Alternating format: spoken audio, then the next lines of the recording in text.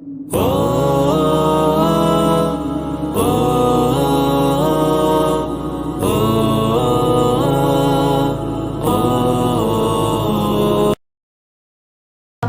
जरा सोचे کہ قیامت کے دن اگر کسی فلسطینی نے ہمارا گرے پان پکڑا اور اللہ سے کہا کہ میں تیرے اس بندے کو پکارتا رہا، میں مشکل میں تھا مگر تیرا یہ بندہ میری مدد کو نہ آیا، تو سوچے کہ اس وقت ہمارا کیا حال ہوگا۔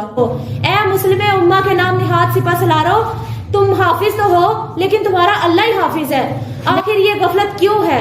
خدارا باز آ جاؤ اپنی اس ہٹ درمی سے، اس بے غیرتی سے، اور دیکھو کہ اللہ نے قرآن پاک میں کیا فرمایا، وَلَا تَرْكَنُوا إِلَى الَّذِينَ ظَلَمُوا، اور ظالموں کی طرف نہ جھکو۔ اعوذ باللہ من الشیطان الرجیم، بسم اللہ الرحمن الرحیم۔ وَمَا لَكُمْ لَا تُقَاتِلُونَ فِي سَبِيلِ اللَّهِ وَالْمُسْتَضْعَفِينَ مِنْ الرِّجَالِ وَالنِّسَاءِ وَالْوِلْدَانِ الَّذِينَ يَقُولُونَ رَبَّنَا أَخْرِجْنَا مِنْ هَٰذِهِ الْقَرْيَةِ الظَّالِمِينَ أَهْلُهَا وَاجْعَل لَّنَا مِن لَّدُنكَ وَلِيًّا وَاجْعَل لَّنَا مِن لَّدُنكَ نَصِيرًا، صدق اللہ العظیم۔ وَمَا لَكُمْ لَا تُقَاتِلُونَ فِي سَبِيلِ اللَّهِ، اب دیکھیں اللہ یہاں کیا فرما رہا ہے۔ اللہ فرما رہا ہے کہ تمہیں کیا ہو گیا ہے کہ تم اللہ کی راہ میں جہاد نہیں کرتے۔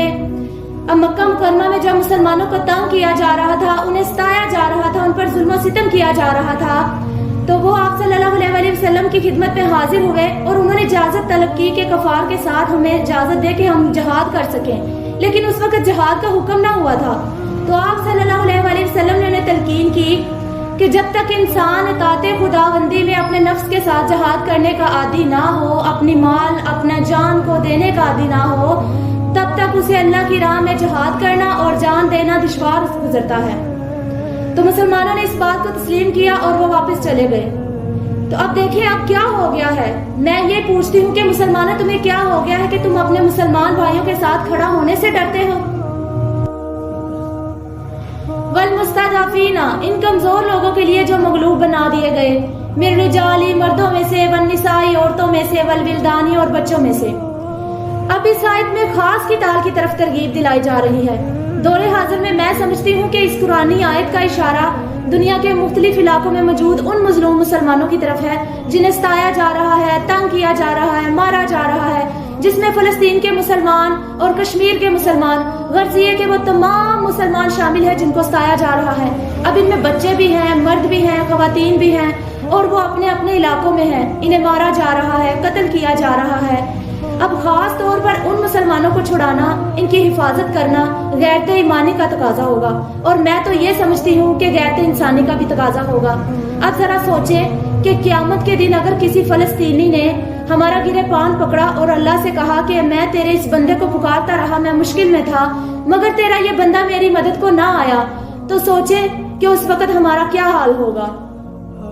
اپنوں نے دیے زخم تجھے غیروں سے بڑھ کر، ورنہ کیسے ہمت تھی کہ آتا اسرائیل چڑھ کر۔ ہم ہے تیری لاچاری پہ شرمندہ و غمگین، اے خاک فلسطین، اے خاک فلسطین۔ الذین، جو لوگ یاکلون کہہ رہے ہیں، دعائیں کر رہے ہیں، ربنا، اے ہمارے رب، اخرجنا، نکال دے ہمیں، من ہذہ القریات الظالم اہلھا، اس بستی سے کہ جہاں کے رہنے والے ظالم ہیں۔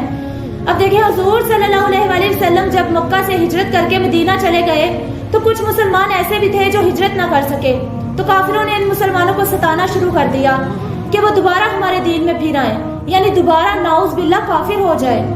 کر کے وطن سنت محبوب الہی، دے تو بھی نبوت کی صداقت پہ گواہی۔ گفتار سیاست میں وطن اور ہی کچھ ہے، ارشاد نبوت میں وطن اور ہی کچھ ہے۔ اب مکہ مکرمہ میں مسلمانوں کو جس طرح سے تنگ کیا جا رہا تھا، تو دور حاضر میں اگر آپ غور کریں تو کیا مسلمانوں کو زبردستی اسلام سے پھر جانے پہ مجبور نہیں کیا جا رہا؟ کیا آپ نہیں دیکھتے کہ فلسطین کے مسلمانوں کو بھی اس چیز پہ مجبور کیا جا رہا ہے، ہندوستان کے مسلمانوں کو مجبور کیا جا رہا ہے؟ اللہ اکبر، اللہ اکبر۔ 1400 سال گزر جانے کے باوجود اللہ نے اپنی کتاب کے ذریعے مسلمانوں کے لیے ایک روشن ہدایت کا سامان کیا ہے۔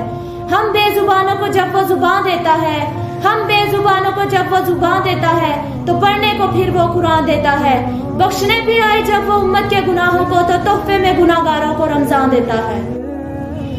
وَجَعَل لَّنَا مِن لَّدُنكَ وَلِيًّا، اور اپنی طرف سے ہمارا کوئی مددگار، کوئی حمایتی بھیج دے۔ وَجَعَل لَّنَا مِن لَّدُنكَ نَصِيرًا، اور ہمارے لیے کوئی خاص اپنے فضل سے مددگار بھیج دے۔ اب ان کی جو आहो पुकार है क्या तुम्हें सुनाई नहीं देती? इन पर जो जुल्म हो रहे हैं, सितम हो रहे हैं, इसकी वजाहत कौन करेगा, कौन देगा इसका जवाब? तुम हो कि अपने घरों से निकलने को तैयार ही नहीं। यहाँ मैं किससे मुखातिब हूँ? यहाँ मैं अहले इस्लाम से मुखातिब हूँ, यहाँ मैं मुस्लिम हुक्मरानों से मुखातिब हूँ।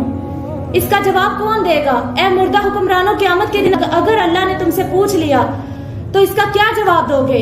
शोर है हो गए दुनिया से मुसलमान नबूद, हम ये कहते हैं कि थे कभी कहीं मुसलमान मौजूद।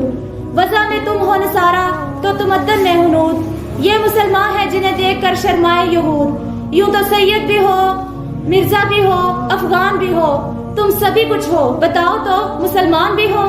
अब गैरत की वो आवाजें कहाँ है जो गजा के अवाम के खिलाफ होने वाली नाइंसाफियों की मजम्मत करे? यहाँ मैं सारी दुनिया के मुसलमान बल्कि बिलखुसूस फलस्तीन के मुसलमानों की बात कर रही हूँ, जिन पर जुल्म हो रहा है, सितम हो रहे हैं, जहाँ मासूम जानों को रोजाना रोटी की कीमत पे कुचल दिया जाता है, जहाँ की हवा बड़ी खामोश है। इनकी दाद रसी कौन करेगा, कौन करेगा इनकी मदद? आज मैं आपके सामने दिल को बड़ा ही बोझल करके बैठी हुई हूँ और गजा के सिलसिले में मुस्लिम लीडरों के धोखे और गफलत के बारे में बताना चाहती हूँ। आखिर ये गफलत क्यों है? खुदारा बाज आ जाओ अपनी इस हठधर्मी से, इस बेगैरती से, और देखो कि अल्लाह ने कुरान पाक में क्या फरमाया, वला तरकनु इलल्लज़ीना ज़ालमू, और जालिमों की तरफ ना झुको। ए मुस्लिम उम्मा के नाम निहाद सिपा सलारो, तुम हाफिज तो हो लेकिन तुम्हारा अल्लाह ही हाफिज है। मैं पाकिस्तानी हुक्मरानों से मुखातिब हूँ, तुम्हें तो इस्लामी रियासत विरासत में मिली है, तो क्या तुम्हें शर्म नहीं आती? तुम सुपर पावर होने के बावजूद इनकी दाद रसी नहीं करते। तुम हरम में बैठकर दुआएं करते हो और असेंबलियों में बैठ के उनकी मजम्मत करते हो। वक्त का तो तकाजा ये है ना कि तुम मैदान अमल में आओ। आज तमाम वसाइल होने के बावजूद तुम मुसलमानों पर होने वाले जुल्म की सिर्फ मजम्मत ही कर रहे हो, तो याद रखना, इन्नल्लाह अज़ीज़ुज़ इंतकाम, तो तुमसे भी इंतकाम लिया जाएगा। अल्लाह की लाठी बड़ी बेआवाज है, वहाँ मजम्मत नहीं, वहाँ तुम्हारी मुरम्मत की जाएगी। हमारे मुस्लिम हुक्मरान किस गफलत का शिकार हो गए हैं। मेरे इन तमाम हुक्मरानों के लिए तो दुआ ही है, मैं दुआ ही कर सकती हूँ। रब्बना ला तुज़िग़ क़ुलूबना बअद इज़ हदैतना व हब लना मिन लदुनका रहमतन इन्नका अंतल वहाब। अब जरा तस्वीर का दूसरा रुख भी देखें। बजा ही सुना था कि जैसी अवाम वैसे हुक्मरान। दौरे हाजिर में बाज लोग तो वो हैं जो सोमा सलात के बड़े पाबंद भी हैं और ईमान कामिल के दावेदार भी हैं, मगर जब उनको जुल्म के खिलाफ खड़ा होने के लिए कहा जाए, जुल्म के खिलाफ बोलने के लिए कहा जाए, तो वो लाचारी और बेबसी की तस्वीर बने रहते हैं। निग्गी चादर तान के सो गए, मालिक चोर पहचान के सो गए, लुटन वाले रज के लुटिया, जागन वाले जान के सो गए।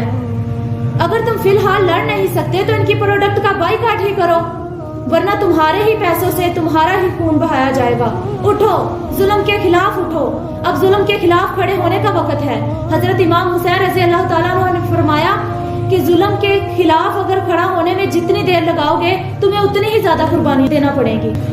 अब इसी से मुताल्लिक हदीस नबवी सल्लल्लाहु अलैहि वसल्लम भी है कि अगर तुम में से कोई बुराई देखे तो इसे चाहिए कि वो इसे हाथ से रोके, और अगर इसकी भी ताकत ना हो तो इसे चाहिए कि जुबान से रोके, और अगर इसकी भी ताकत ना हो तो इसे दिल से बुरा जाने। और ये ईमान का कमजोर तरीन दर्जा है। और हम हैं कि हम उनकी प्रोडक्ट का बाइकाट ही नहीं करते, तो फिर हमें अपना मुहासबा करने की जरूरत है, अपने ईमान का मुहासबा करने की जरूरत है कि हम कहाँ खड़े हैं। गजा की शाम है, हवा की सख्ती, खौफ की चादर है, अंधेरी है बस्ती, और ये हुक्मरान नूर की शमा से आरी क्यों है, गजा पर बर्बरियत जारी क्यों है। अब अपनी बात को यहाँ खत्म करना चाहूंगी कि गजा के मुसलमानों और कश्मीर के मुसलमानों की किस्मत को बदलने के लिए हमें एक दूसरे के साथ मिलकर इंसाफ की आवाज को बुलंद करना होगा। इंसानियत के बुनियादी असूलों के लिए लड़ने और इनकी हिफाजत करने के लिए हम सब मुसलमानों का एक होना बहुत जरूरी है। इस कौम को शमशीर की हाजत नहीं रहती हो जिसके जवानों में खुदी सूरत फौलाद। अगर हम एक हो जाएं तो हमें किसी तलवार की जरूरत नहीं, किसी हथियार की जरूरत नहीं। अब अल्लाह से दुआ है कि वो हमारे इत्तेफाक को हमेशा ऐसे ही बनाए रखे। आमीन बिजाहिन नबी अमीन।